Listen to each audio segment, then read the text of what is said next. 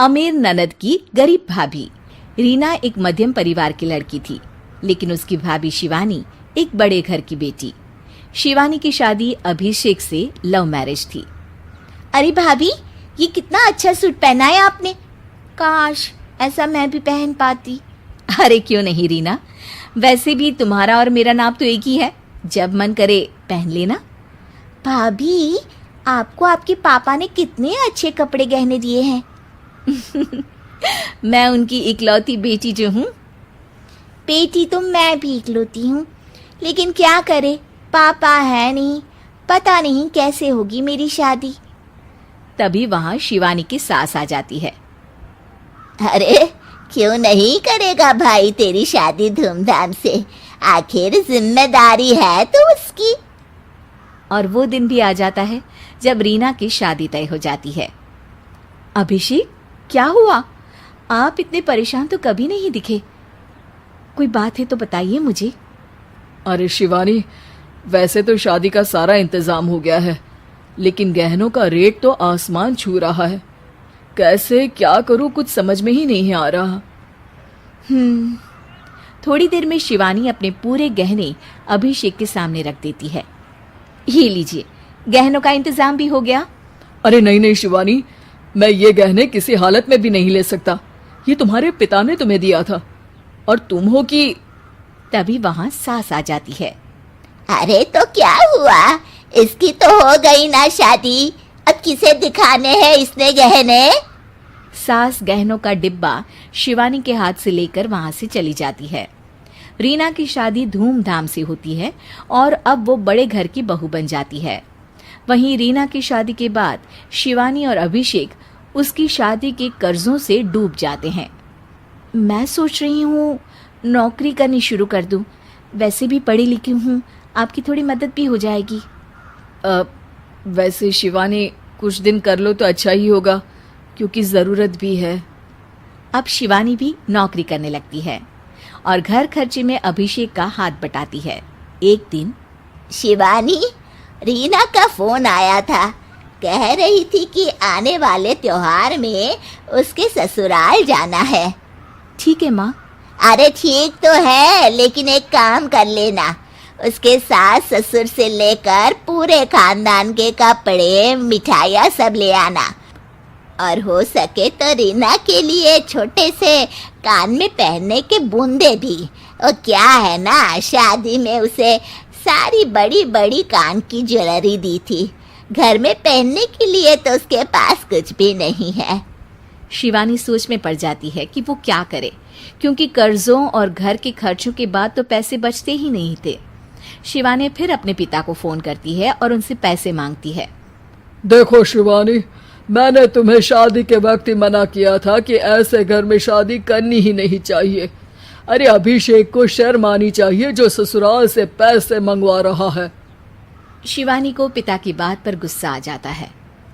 आप मेरे पिताजी हैं और मैं परेशान थी इसलिए आपसे मदद की उम्मीद की पापा। अभिषेक को तो पता भी नहीं है कि मैंने आपसे पैसे मांगे हैं। शिवानी सोचती है कि वो अभिषेक से बात करे, लेकिन फिर उसे लगता है कि वो टेंशन ले लेगा। तभी शिवानी की नज़र हाथ के कंगन पर पड़ती है, सीधे बाजार जाती है और उसे बेचकर ननद के घर ले जाने का सारा सामान लेकर आती है और सास के सामने रख देती है। हाँ ठीक है, लेकिन फल थोड़े और अच्छी क्वालिटी के होने चाहिए थे। शिवानी कुछ नहीं कहती, वहां से चली जाती है। एक दिन शिवानी, रीना का फोन आया था, बहुत रो रही थी। क्यों माँ, क्या हुआ? सब ठीक तो है ना उसके ससुराल में? अरे तूने तो उसकी नाक ही कटवा दी। अब मैंने क्या कर दिया माँ? कह रही थी कि बड़े घर की बहू है भाभी, जो कपड़े दिए वो ब्रांडेड भी नहीं थे। तू तो जानती है ना उन लोगों का पहनावा कितना अच्छा है। तू तो मेरी बेटी का भला कभी सोचती नहीं। हाय भगवान, अरे बड़े घर की बहू है, इसी बात की जलन है ना तुझे, लेकिन याद रख मेरी बेटी का सोचने के लिए भगवान है, तुम लोग कभी उसका बुरा नहीं कर पाओगे। अब शिवानी के मन में सवाल था कि क्या ईश्वर सिर्फ रीना के साथ है, उसके साथ नहीं। लेकिन उसे सुकून था कि वो अभिषेक के साथ उसकी जिम्मेदारियों को निभाने में बराबरी की हकदार है। शिवानी वहां से चली जाती है।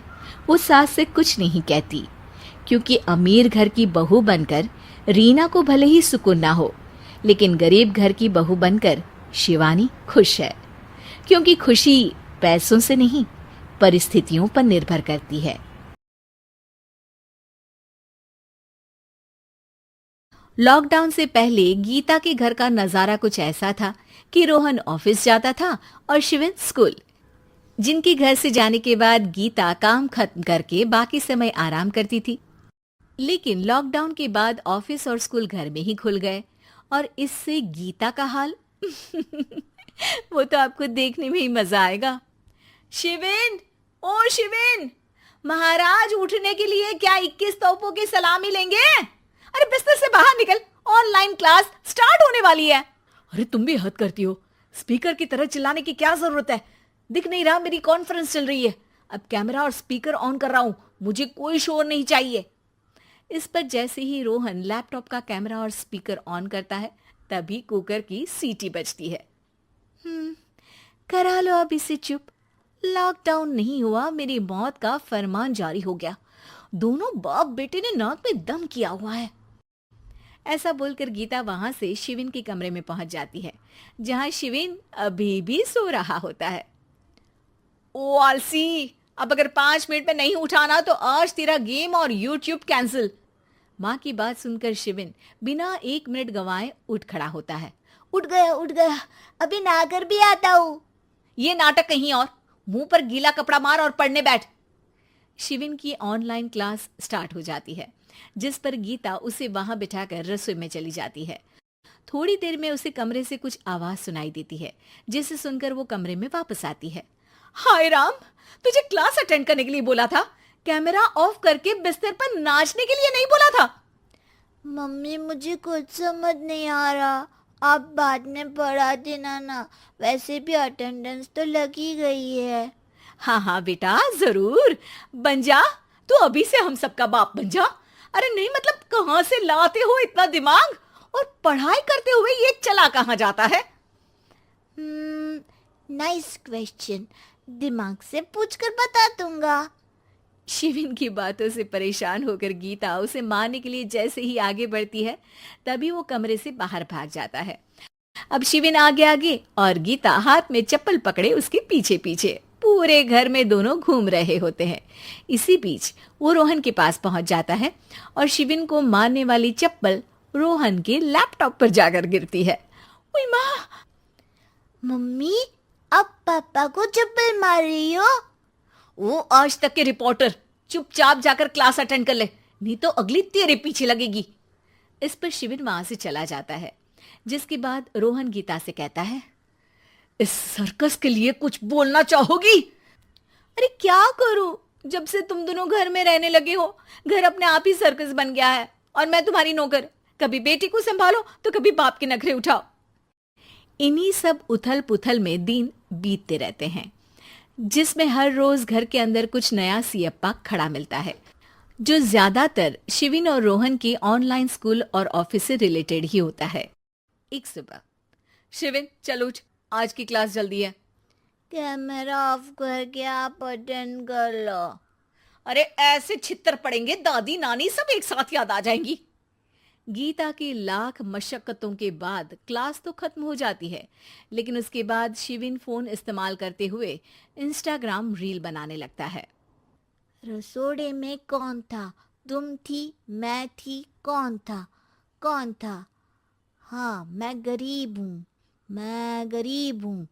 अरे ओ गरीब के बेटे, आजा, मैं बनाती हूँ तुझे गरीब। मैं बताती हूँ रसोड़े में कौन था। पढ़ाई करने बोलो तो इनकी माँ मर जाती है, और ये पागलपंतियां जितनी मर्जी करा लो। गीता शिविन को डांट रही होती है, तभी रोहन बीच में बोल पड़ता है। अरे बच्चा ही तो है, इतना गुस्सा क्यों कर रही हो? बेटे का साथ देने की इसी एक कोशिश में अब शिविन के साथ साथ रोहन भी गीता के गुस्से की सूली पर चढ़ जाता है। अगर बेटे पर इतना ही प्यार आ रहा है तो इसे क्लास अटेंड क्यों नहीं कराते, इसका होमवर्क क्यों नहीं कराते?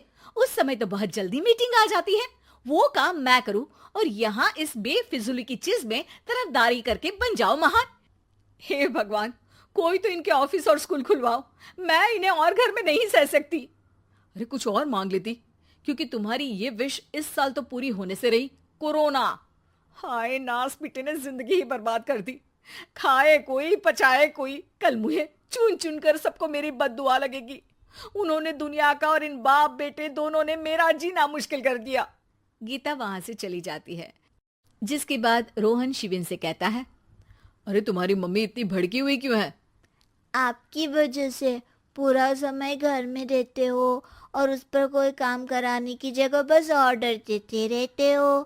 अच्छा बेटे, सारा इल्जाम मुझ पर, पूरा दिन तो वो तुम पर ही चिल्लाती है। हाँ, मतलब दोनों का 50-50 है, कुछ करना पड़ेगा। वो कहते ना, make the best out of worst. I have an idea. वैसे तुम्हारी माँ सही कहती है, बहुत जुबान चलाने लगे हो, कम बोला करो। अगली सुबह रोहन और शिविन अपनी गलती को सुधारने के लिए गीता के उठने से पहले घर का आधा काम खत्म कर देते हैं, जिसे देखकर गीता खुश हो जाती है और फिर बाकी बचा काम वो तीनों मिलकर पूरा कर लेते हैं। जिसके बाद अब वो सब मिल बांट कर हर काम में एक दूसरे की मदद करते हुए लॉकडाउन का मजा लेने लगते हैं।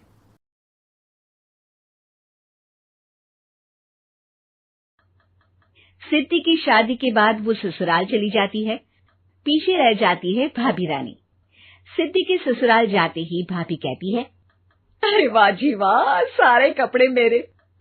हाय रे पैंट, अरे वाह वाह, मजा आ जाएगा। अरे ये सिद्धि की अलमारी के सामने खड़े होकर क्या बड़बड़ा रही है? जा जाकर देख मेहमानों को विदाई की मिठाई मिली कि नहीं। अब हाँ माँ जी, क्यों नहीं, लेकिन पहले कपड़े तो बदल लूं। अब रानी आ जाती है सिद्धि के उन कपड़ों में जो वो ससुराल जाने से पहले घर छोड़ जाती है। अरे रानी, कुछ दिन रुक जाती। अरे ये तो सिद्धि बिटिया को मैंने ही दिया था, बड़ा ही फबता था उस पर, तुझ पर तो कुछ खास नहीं लग रहा। अब वो ना, मेरे सारे कपड़े गीले थे तो सोचा पहन लूं। वैसे भी सिद्धि को कौन सा दिन पुराने आउटडेटेड कपड़ों को पहनना है। वैसे भी ये सूट तो मैंने तभी पहना था, वैसे खास है भी नहीं ये। हाँ ठीक है, लेकिन ना मेरी सिद्धि पर तो जमता था। सारे मेहमान चले जाते हैं और सिद्धि ससुराल से मायके पहली बार आती है। अपना घर, अपना कमरा, अपनी अलमारी। ये बोलकर जैसे ही सिद्धि अलमारी खोलती है तो सामने उसके कपड़ों की जगह कुछ और ही रखा होता है। माँ, ओ माँ, जरा कमरे में तो आना। सास और रानी वहां पहुंच जाते हैं। रानी ने पहनी होती है सिद्धि की जींस और टी शर्ट। अरे भाभी, ये क्या? ये तो मेरी बड़ी ही महंगी टी शर्ट है, इसे आपने घर में क्यों पहनी है? अरे बहुत मिलती है दीदी ये चौक की मार्केट में, 150 में। ओ भाभी प्लीज, ये एरोपोस्टल है, 2000 की एक टी शर्ट। ओहो, 2000 में तो दीदी 4 साड़ी आ जाए। अब क्या बोलूं? भाभी, ये मेरी अलमारी में छोटू के कपड़े, तो मेरे कपड़े कहाँ हैं? मेरी अलमारी में? अब दीदी आपको कौन से पुराने कपड़े पहनने थे? माना भाभी, लेकिन मैं जब घर आती तो यही सब पहनती ना। अरे तुम तो बड़ी कंजूस हो दीदी। खैर, वक्त आता है जब सिद्धि ससुराल के लिए रवाना हो रही होती है। अरे रानी, अंदर से सिद्धि का गिफ्ट ले आ, लड़की पहली बार ससुराल से मायके आई है। रानी अंदर जाती है और एक सिंपल सी साड़ी लेकर बाहर आ जाती है। ये लीजिए माँ जी। सास बेटी को गिफ्ट देकर ससुराल भेजती है। अगले दिन रानी एक सुंदर सी साड़ी पहनकर सामने आती है। अरे रानी, ये तो वो साड़ी है जो मैंने सिद्धि को देने के लिए दी थी जब वो ससुराल ले जाती, लेकिन ये तूने कैसे पहन ली? अरे माँ जी, ये साड़ी तो मुझे बहुत पहले से ही पसंद थी, लेकिन चिंता ना करिए, मैंने सिद्धि के लिए भी अच्छी सी साड़ी दी है। हाँ। तभी सिद्धि का फोन आता है। क्या माँ, कुछ अच्छा तो दिया होता ससुराल ले जाने के लिए। अरे पहले दिखा दिया होता। ये चमकते हुए पैकेट में नौकरानी वाली साड़ी मत दिया करो माँ। अरे बेटे, वो तेरी भाभी ने ना गलती से उससे पैकेट बदल गया। हाँ, मैं कल ही तेरे भाई के हाथ से तेरा वाला पैकेट भेज दूंगी। अरे रहने दो माँ, आई एम श्योर भाभी ने अभी वही साड़ी पहनी होगी जो तुमने मेरे लिए रखी थी। तुम तो समझ नहीं पाई उनको। खैर छोड़ो, मैं ज्यादा बोलती अच्छी नहीं लगती। रहने दो, आपको उन्हीं के साथ रहना है, फिर बात करेंगे। सास को रानी पर गुस्सा आ जाता है। वो उसके कमरे में जाती है जहाँ वो शादी का एल्बम देख रही होती है। रानी, मार्केट जाकर एक ऐसी ही साड़ी लेकर आ। कल प्रतीक जाकर सिद्धि के घर दे आएगा। अरे क्यों माँ जी, कितनी साड़ी देनी है दीदी को? यहाँ कोई सेल लगी है क्या? अरे चुप कर, मेरे बेटी के हिस्से की साड़ी खुद पहन ली, अब ज्यादा ज्ञान बांट रही है। एक दिन सिद्धि का फोन आता है। माँ, मेरी सास ने आज सबको खाने पर बुलाया है। सारे लोग सिद्धि के ससुराल पहुंचते हैं।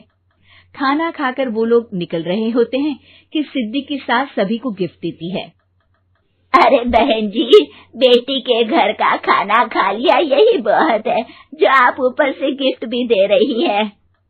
अरे बहन जी, आप भी कहाँ इन बातों पर विश्वास कर रही हैं। सास सभी को गिफ्ट देती है, लेकिन रानी को जो साड़ी देती है वो अजीब सी हरे रंग की, लाल रंग की बड़ी छाप वाली होती है। अरे छी, ये कौन पहनेगा?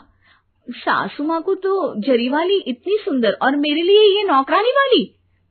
अरे भाभी, दरअसल मैं जब भी घर आती थी आप वापसी में ऐसी ही साड़ी देती थी ना, तो माँ ने सोचा कि आपको आपकी पसंद की ही साड़ी क्यों ना दी जाए। बेचारी रानी, बोलती भी तो क्या। सिद्धि और सास रानी का चेहरा देखकर हंसने लगती है, तो रानी समझ जाती है कि अपने ही बिछाए जाल में वो फंस चुकी है।